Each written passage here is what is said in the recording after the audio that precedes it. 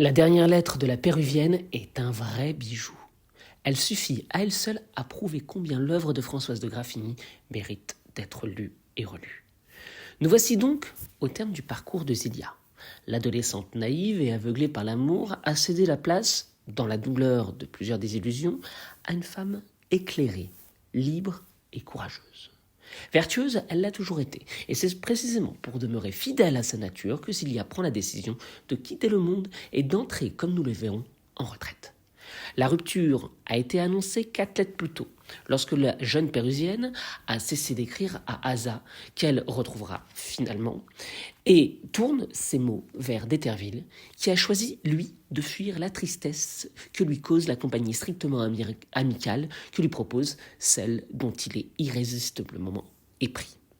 Sans doute savait-il le malheur qui attendait Zilia, et on peut imaginer que c'est pour se venger, ou du moins continuer de la faire chanter, que d'Eterville est parti.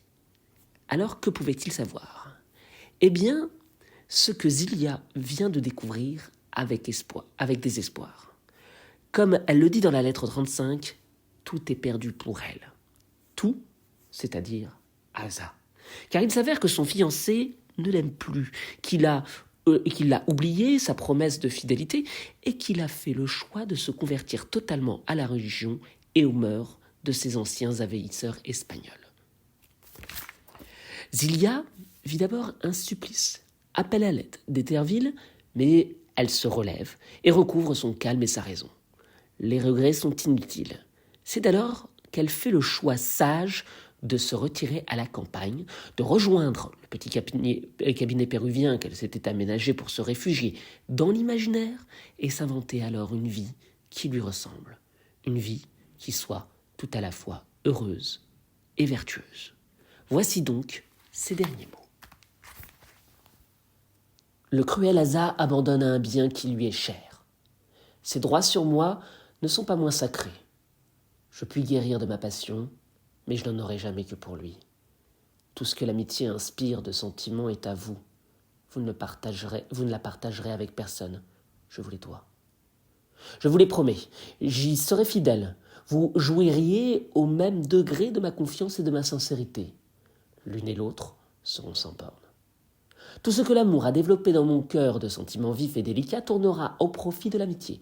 Je vous laisserai voir, avec une égale franchise, le regret de n'être point né en France, et mon penchant invisible pour Asa, le désir que j'aurai de voir l'avantage de penser et mon éternelle reconnaissance pour celui qui me l'a procuré.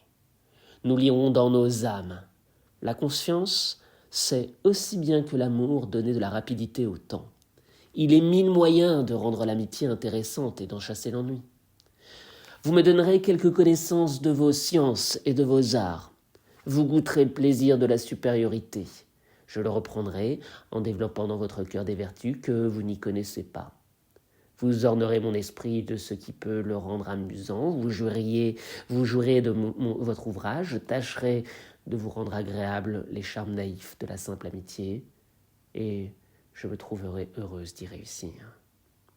Céline, en nous partageant sa tendresse, répandra dans nos entretiens la gaieté qui pourrait y manquer.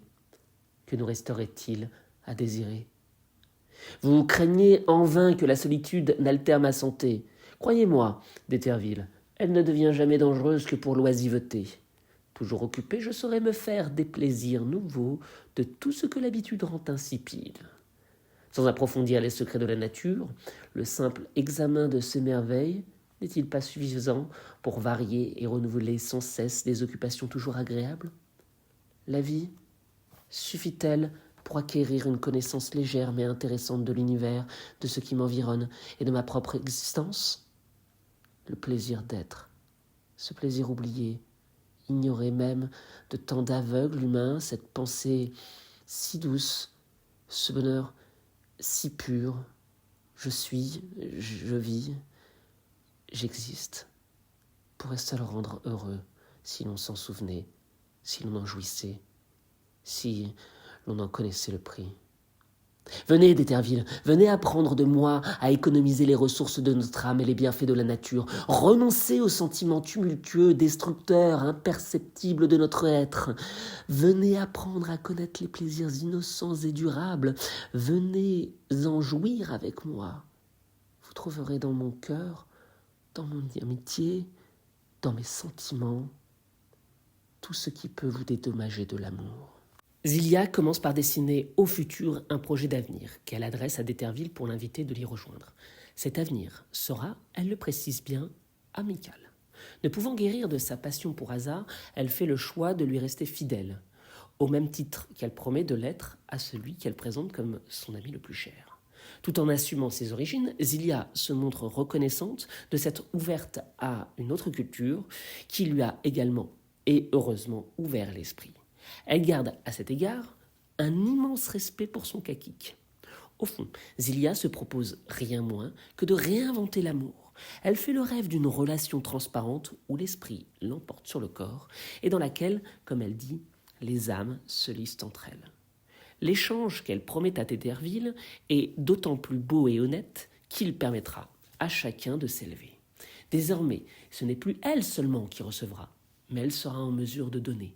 Françoise de Graffigny milite ici pour une égalité entre les sexes. Hommes et femmes dialoguent et s'apportent. Et cela pour leur plus grand bien. D'Éterville continuera donc d'apporter sa science et Zilia le conduira vers la vertu d'esprit et de cœur. Véritable manifeste des Lumières, cette dernière lettre propose un idéal de vie qui repose tout à la fois sur la liberté, l'égalité, on l'a vu, et surtout sur la connaissance. Mais cette connaissance n'est pas purement rationnelle, car elle est avant tout, disons-le, sensible. Une connaissance, dit Zilia, légère, mais intéressante. Une connaissance vivante et heureuse. Car enfin, tel est l'horizon de cette femme qui se libère et s'affirme. La formule est splendide par sa simplicité. Il s'agit de goûter le plaisir d'être, d'ouvrir les yeux sur la beauté que nous offre l'existence. Contrairement à un rationaliste comme Descartes, de la même époque, qui affirme que penser c'est exister, Zilia ajoute au milieu un troisième verbe, le verbe vivre. Pour elle, exister ne peut prendre son sens que dans l'exigence de ressentir la vie et de choisir, de façon certes éclairée, ses plaisirs. Zilia les a trouvés et elle les vivra, seule ou accompagnée, qu'importe. En tout cas, elle sera libre.